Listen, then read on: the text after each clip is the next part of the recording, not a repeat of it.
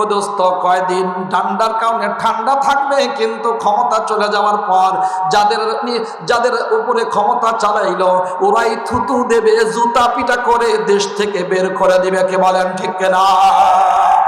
এই জন্য যারা নামাজ ছাড়া, নামাজ ছাড়া, আল্লাহকে সিজদা করা ছাড়া ক্ষমতা চালাতে চায়, ওরা সব হতে পারে, সত্যিকার শাসক হতে পারে না। কি বলেন ঠিক না ভাইরা? এই জন্য দোস্ত, আমাদের মুসাল্লা হলো আমাদের তখতে শাহী, আমাদের হলো রাজত্বর একটা সিংহাসন।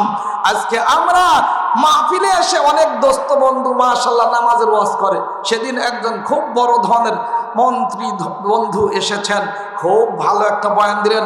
ভাইয়ার আমার, আপনারা নামাজ পড়বেন, নামাজের মধ্যে যেই শান্তি, এই শান্তি আর কোথাও পাওয়া যায় না। আমি বললাম ভাই আপনি বসেন, আপনার ওয়াজের আমি ব্যাখ্যা করে দিই। আমি ব্যাখ্যা করতে গিয়ে বললাম ভাই, যারা এখানে নামাজে এসেছেন, ওয়াজে এসেছেন, সবাই নামাজি, কিন্তু আপনাদের এই কথাটা যখন যুব দলের মিটিং হয়, ছাত্র দলের মিটিং হয়, ছাত্রলীগ যুবলীগের যখন সমাবেশ হয়, তখন বলে যদি এদেরকে নামাজি বানাতে পারতেন, এদেরকে নির্দেশনামা জারি করে যদি তাদেরকে নামাজের জন্য বাধ্য করতে পারতেন, এরা যদি সিজদায় অবনত হতো, আমার দেশ চোরে ভরে যেত না, আমার দেশের সম্পদ কখনো বাইরে প্রচার হয় বেগম পল্লী তৈরি হতো না। কি বলেন ঠিক না ভাইরা?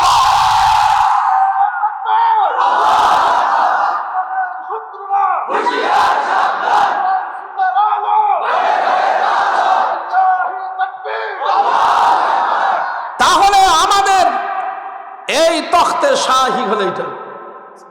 দোস্তরা আমার, এর মানে বলছে না হামারি ফৌজ হ্যায় আখলাকে হাসানা, আমাদের সৈন্যবাহিনী হলো আমাদের সুন্দর চরিত্র। কেন? সুন্দর আচরণ চরিত্র দিয়ে মানুষকে যত বশ করা যায়, কাছে নেওয়া যায় এবং তাকে অধীন করা যায়, পিটায় পুটায় আঘাত করে কোনোদিনও মানুষকে আপন করা যায় না।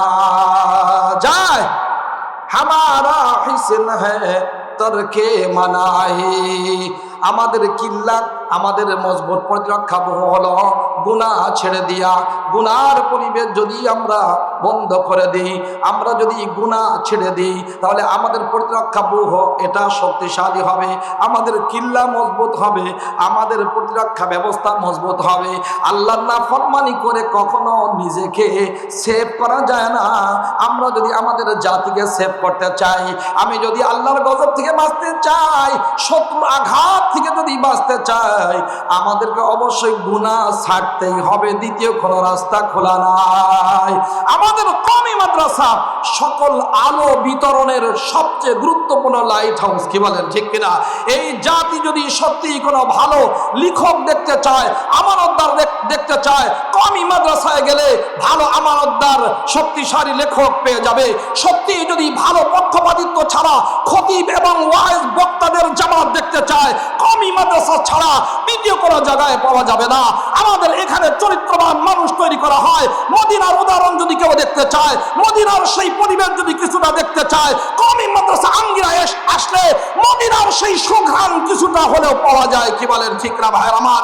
যদি সাম্রাজ্যবাদ বিরোধী একটি বলয় সৃষ্টি করে সকল জালেম এবং জুলুমকে উৎখাত করার মন মানসিকতা কেউ যদি তৈরি করতে চায়, এটা যদি দেখতে চায়, এই মেটাল যদি নিতে চায়, এই যোগ্যতা যদি তৈরি করতে চায়, কওমি মাদ্রাসায় আসা ছাড়া দ্বিতীয় কোনো রাস্তা খোলা নাই। কি বলেন ঠিক না ভাইয়ের আমার? এই জন্য 1971 সন থেকে নিয়ে যদি আমরা মৌলানা ভাসানী রহমাতুল্লাহ আলাইহি আওয়াজ শরীফ দেওবন্দি আলেম ছিলেন, আল্লামা আব্দুর রশিদ তরকাবাজি যিনি সরকারি দলের তৎকালীন সভাপতি ছিলেন 10 বছর, দেওবন্দি আলেম, তাদের কণ্ঠে জালেম এবং জুলুমের বিরুদ্ধে কঠিন ভাষা উচ্চারিত হয়েছে। ও দোস্ত, আমেরিকা 16 ডিসেম্বর আমাদের দেশে যেমন পাঞ্জাবিরা পরাজিত হয়েছে, আমেরিকাও সেদিন পরাজিত হয়েছে।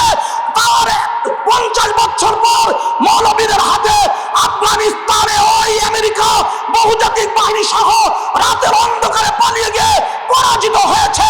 তার 2.5 বছর পর আবার এসেছে গাজায় হামলা করতে। আমরা তাদেরকে ওই গাজায় কবরস্থান হিসেবে এই কবরস্থান দাফন দেখতে চাই। কি বলেন ঠিক না ভাইয়ের আমার? এই জন্য আমাদের সবাইকে সচেতন হতে হবে, কোরআনের আলো সংগ্রহ অগ্রসর হই, আমার বাংলার 18 কোটি মানুষের 16 কোটি মুসলমান বিশ্ব জয় করবার যথেষ্ট। আর এদিক ওদিক তাকানোর সুযোগ নাই। জিহাদি চেতনা নিয়ে জালেম এবং জুলুমকে উৎখাত করবার জন্য, আমেরিকার দাদাগিরি খতম করবার জন্য আমাদের অগ্রসর হতেই হবে। এই জন্য এখন থেকেই আমাদের প্রতিজ্ঞা নিতে হবে। এখান থেকে শিক্ষা নিয়ে কারা কারা এই অভিযানে শরীক হতে রাজি আছেন হাত তুলে দেখান।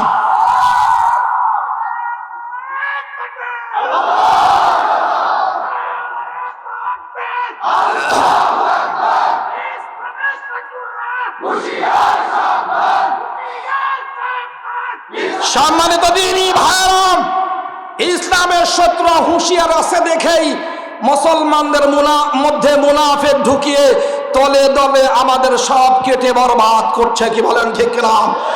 এখন আমাদের সচেতন হওয়ার সময় এসেছে।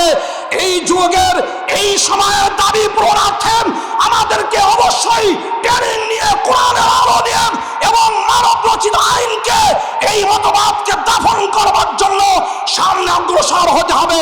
আল্লাহ তাআলা আমাদের এই মাদ্রাসা, আমাদের এই কমপ্লেক্স, আমাদের এই আগমন, আমাদের এই মাহফিলের সকল মেসেজ অন্তরে ধারণ করে মৃত্যু পর্যন্ত জিহাদি চেতনা নিয়ে সকল ধরনের বাতিলের বিরুদ্ধে অভিযান চালাবার তৌফিক দান করেন। বলেন আমিন। আমিন। ওয়া আখিরু দাওয়ানা আলহামদুলিল্লাহি রাব্বিল আলামিন। আসসালামু আলাইকুম ওয়া রাহমাতুল্লাহি ওয়া বারাকাতুহু।